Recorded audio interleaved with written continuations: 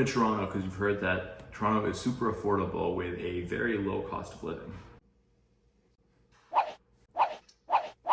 You're right. Just kidding. The truth is, Toronto is one of the most expensive places to live in Canada. But don't let that deter you. Over 3 million people have found a home here in Toronto, and there are plenty of good reasons why. Today, we're going to be doing a deep dive into the cost of living in Toronto, and we're going to be making some comparisons to cities outside in the surrounding area as well. There are 47 unique suburbs, each with their own personality and vibe, but only one Toronto. Toronto is one of the most powerful and influential economies in all of Canada, and a lot of the surrounding area is actually dependent on the economy of Toronto. Many of the suburbs heavily rely on the economy of Toronto, and that relationship also shapes the cost of living in these areas. I actually have a friend, she used to live in the suburbs, and every single day she used to commute into the city, which took her more than an hour getting in and more than an hour getting out of the city. Finally, she decided to move into the downtown core, and she always talks about how different her lifestyle has been since making the move. So I thought I would make this video comparing the cost of living in Toronto with some of the surrounding areas, and maybe that could help you make a decision on where you're looking to move. And if you are new to my channel, then welcome. My name is Thomas Multani, and I help people buy and sell real estate here in the city of Toronto, a place that I've called my home for the last 10 years. On this channel, I talk all about what it's like living in the city of Toronto. And if you are looking to make a purchase here in the city, then I've included a free report in the description below that outlines 7 of the most critical mistakes that you have to avoid that causes people to miss out on their dream homes.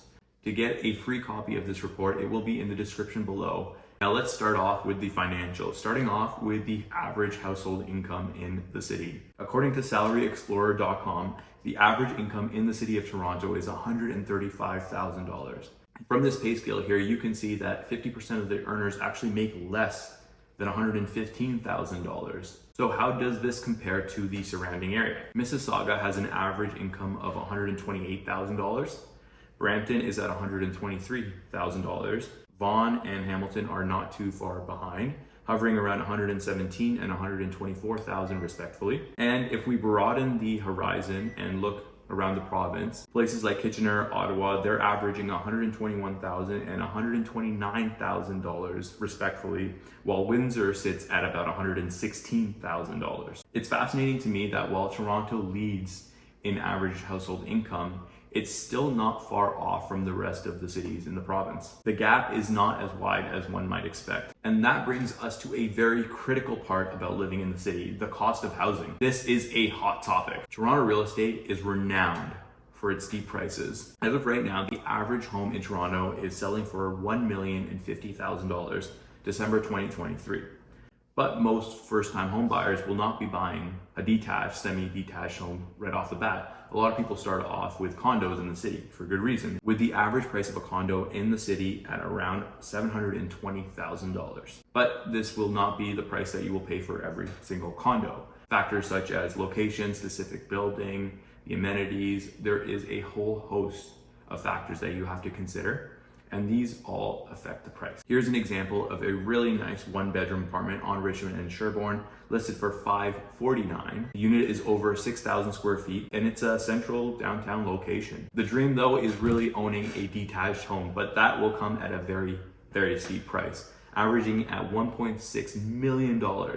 This is what you could expect to pay for a detached home in the city. And if your budget is around $1 million, then you're most likely looking at these condos. You could look at townhouses and possibly a semi-detached house as well. Comparing this to the suburbs, in Mississauga, for example, the average home is selling for slightly less at $993,000. And these prices, they tend to get lower and lower the further outside of Toronto that you actually get. However, if we go back to the numbers, if we go back to our example, and let's say you're looking to purchase a home for $1 million. In that case, you will be required to put down a minimum of 20% for your down payment. In cases that you are purchasing a property for less than $1 million, then you can put down a lower percentage for your down payment. However, $1 million, 20%, which equals $200,000. As for mortgage rates, looking around at the time of recording this video, the lowest rate that I was able to find was 4.99%. This translates into a monthly payment of approximately $4,650 based on a 25-year amortization. You may be also inquiring about property taxes. On a $1 million home in Toronto, according to the city's website, you're looking at about $6,600 annually. However, it is important to remember that the impact valuation, which is used for tax assessment and what your taxes are going to be based off of, a lot of times is going to be actually lower than the price that you paid for your home. However, let's say you want to rent instead of own, then what do prices look like then? If you're looking to rent a 1-bedroom apartment in Toronto, the average price is around $2,600. A 2-bedroom apartment is around $3,500. However, depending on the neighborhood that you end up living in and the specific building that you choose, it can be less. I've seen 1-bedrooms go for $2,400, $2,500, and I've seen 2-bedrooms as low as $3,000 in recent times as well. Of course, though, your needs and preferences will be a big determinant into the price you end up paying for your rental. In contrast, areas like North York, Mississauga, they offer slightly lower prices. Generally, the further outside again you get, the lower price it does get. In places like North York and Mississauga, what I've typically noticed is a similar unit will rent for a couple $100s less. For example, North York, the average 1-bedroom is $2,297 and a 2-bedroom is $3,332. Mississauga averaging at $2,300 and $2,800 respectively. So no matter where you live in Toronto, transportation is going to be a big factor for you. In Toronto, you have the luxury of hopping on any streetcar, bus, or even subway system with the tap of a credit card. And if you are going to be like the vast majority of people living in Toronto, then most likely the primary mode of transportation for you is going to be using the transit system with a combination of walking around and biking. If you are one of those people, then I will list every single price that you need to know about for the transit system right here. For example, a single adult fare will be $3.35, and with a Presto card loaded up, it will be slightly lower at $3.30. So you can save 5 cents right there. Day adventurers, you can get a day pass for $13.50. You can also get a TTC pass, which will be a monthly fee of $156 for adults. Youth seniors, they get a discounted price at $128 per month. However, there are more savings that you can get into. For example, if you get a 12-month pass, you will pay a slightly lower price of $143 for adults and $117 for youths and seniors. And from time to time, this means that you may have to rely on taxi and rideshare programs here and there. For that, if you are looking to make a trip from Midtown to Toronto, the average I found being around $30. Here's an interesting perspective. While Toronto may be pricier in terms of rent than the suburbs, you can definitely see a lot of savings by not owning a car. The average new car in Toronto sells for $45,000, and a used car will still set you back for about $25,000 on average. If we want to talk about ongoing costs, on average, people spend about $740 per month for their car ownership. And as of today, filling up fuel in Toronto costs about 146 cents per liter. In contrast, if we look at places like Mississauga, Caledon, Brampton, they offer slightly lower prices between 133 and 135 cents per liter. Parking in Toronto will also be a consideration that you have to make. Street permits are relatively inexpensive. You can typically find them for around $20 a month. However, owning a parking spot can be a very steep investment. Oftentimes, you're going to be spending a lot more than $30,000 for just one spot, but often more.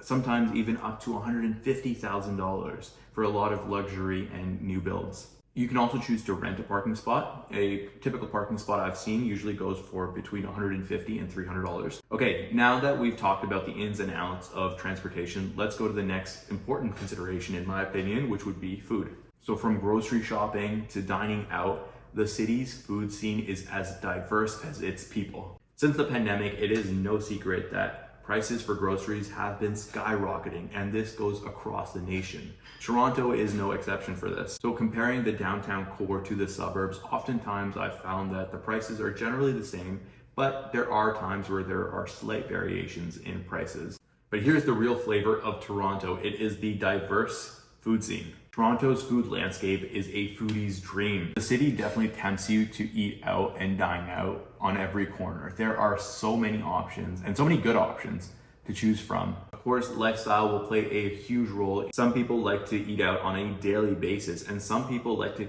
cook every single day. I've worked with clients who specifically look for the best kitchens in their condos before making a purchase. It's all about personal preferences here, and it's just nice to be able to have all these options. And diving into the numbers, Canada's food price report states that an individual in Toronto spends about $340 per month on food. And for a family of 4, you're looking at an average family spending $1,300 per month on food in Toronto. If you're eating out, typically you're spending between $15 and $20 for takeout during lunch. And for dining out, you can expect to pay at least $30 per person, up to sky's the limit. Finally, let's dive into the world of entertainment here in Toronto. The city is never short on fun. The city has an endless number of activities and things that you can be doing, and some of these things are absolutely free. There's always something happening here in the city, from free events to local festivities. And if you want to stay in the loop, what I usually do is I look on Instagram. There's Facebook groups that you can join, events.ca. And when I first moved to the city, I used to be on Reddit every single day looking at this subreddit page, which was absolutely a gem. It would outline all the free things to do in Toronto. You can browse through it. It also shows some very low cost, affordable, fun things to do. I highly recommend checking that out. But again, there is a myriad of different ways that you can find free things to do here. Simply walking around, you'll find a number of things to do. If you're looking to catch the latest film at a cinema, a typical ticket here in Toronto will cost you about $15. And if you're looking into the nightlife, a cocktail at a downtown club averages for about $17, and a beer will typically cost around $9 at a pub. The cool thing here is that whether you're looking to catch a film, you go to a pub, hang out with your friends, there's always options of what you can be doing here in Toronto. And if you're looking to work on your physique, then Toronto also offers a lot of different ways that you can actually work out, from free all the way to very expensive, obviously. There are a number of free outdoor calisthenics gyms that you can find in various parts throughout the city. But if you need a gym, there are places like Planet Fitness, Home Fitness. A lot of times you can find a membership at one of these places for less than $20. For something a little bit more comprehensive, Good Life Fitness, they charge about $67 per month. But there are also really cool and trendy fitness places such as Barry's, Sweat and Tonic, Orange Theory, Altea. Some of these places will run you more than $200 per month though. When considering making a move to any city, cost is just one aspect, one piece of the puzzle. There are a number of other things to consider. A question that I often get from my clients is, what is the best neighborhood to live in Toronto? While there is no one-size-fits-all answer, I will be making a future video that will go into the best neighborhoods and the most desirable areas to live in Toronto. If that sounds like something you'd like to watch, then make sure you subscribe to stay on top of my channel. Thanks for joining me on this quick and short video. If you are looking to make a move and you want to get in contact with me, all of my contact information will be in the description below. And until next time, stay snappy.